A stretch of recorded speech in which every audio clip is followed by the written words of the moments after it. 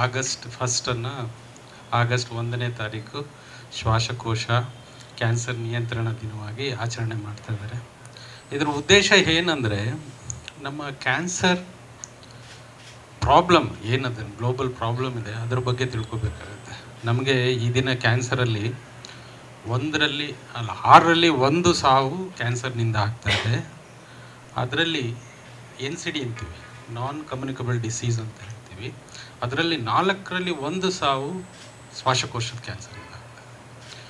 ಅದೇ ರೀತಿ ತೊಗೊಂಡ್ರೆ ನಾವು 10ರಲ್ಲಿ 3 ಸಾವು ಇದು ಪ್ರಿಮೆಚೂರ್ ಡೆತ್ಸ್ ಅಂತ ನಾವು ಯಾಕೆ ಹೇಳ್ತೀವಿ ಅಂದರೆ, ಈ ಸಾವು ಬಂದು 30ರಿಂದ 70 ವಯಸ್ಸಿನ ಜನದಲ್ಲೇ ಬಂತು. ಇದು ಒಂದು ಸಮಾಜಕ್ಕೆ productive age group. Almost 30.3% of deaths is in the productive age group. ಈ ಥರ ಇದೆ. ಗ್ಲೋಬಲಿ ನೋಡಿದ್ರೆ ನಾವು ವಿಶ್ವಾದ್ಯಂತ ಸುಮಾರು 20ರಿಂದ 22 ಲಕ್ಷ ಕ್ಯಾನ್ಸರ್ ಹೊಸ ರೋಗಗಳು ಪತ್ತೆ ಆಗ್ತವೆ. ನಮ್ಮಲ್ಲಿ ಭಾರತದಲ್ಲಿ ಸುಮಾರು 80,000 ಕೇಸುಗಳು ಪ್ರತಿ ವರ್ಷ ಬರುತ್ತೆ. ನಮ್ಮ ಕರ್ನಾಟಕದಲ್ಲಿ ಆಲ್ಮೋಸ್ಟ್ 5ರಿಂದ 8,000 ಕೇಸು ಪ್ರತಿ ವರ್ಷ ಹೊಸ ವರ್ಷ. ಇನ್ನು ಇದರದ ಗಾಢವಾದ ಪರಿಣಾಮ ತಿಳಿಸ್ಬೇಕಂತ ಹೇಳಿದ್ರೆ, ಇದು ಒಂದು ಪ್ರಿವೆಂಟಬಲ್ ಡಿಸೀಸ್. ಶ್ವಾಸಕೋಶದ ಕ್ಯಾನ್ಸರು ಒಂದು ನಿಯಂತ್ರಣ ಮಾಡ್ಬೋದಾದ ರೋಗ. ಸುಮಾರು 80ರಿಂದ 90%, 85% ಅಂತ ಹೇಳ್ತೀವಿ, 85% ಈ ಕಾಯಿಲೆ ಸ್ಮೋಕಿಂಗ್ ಟೊಬ್ಯಾಕೋಯಿಂದ ಬರುವಂಥದ್ದು. ನಾವು ಇವತ್ತೇನು ಹೇಳ್ತೀವಿ ಧೂಮಪಾನ ಅಂತ ಏನು ಹೇಳ್ತೀವಿ, ಅದು ಧೂಮಪಾನದಿಂದ ಬರುವಂಥದ್ದು.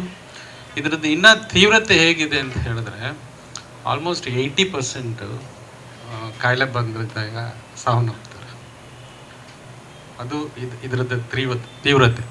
ಇವತ್ತು ವಿಶ್ವಾದ್ಯಂತ ಎಲ್ಲ ಗಂಡು ಮತ್ತು ಹೆಣ್ಣಲ್ಲಿ ನೋಡಿಕೊಂಡ್ರೆ ಶ್ವಾಸಕೋಶದ ಕ್ಯಾನ್ಸರು ಮೊದಲನೇ ಸ್ಥಾನದಲ್ಲಿದೆ. ನಾನು ಆಗಲೇ ಹೇಳಿದೆ 22 ಲಕ್ಷ ಕ್ಯಾನ್ಸರ್ ಬರುತ್ತೆ ಅಂತ.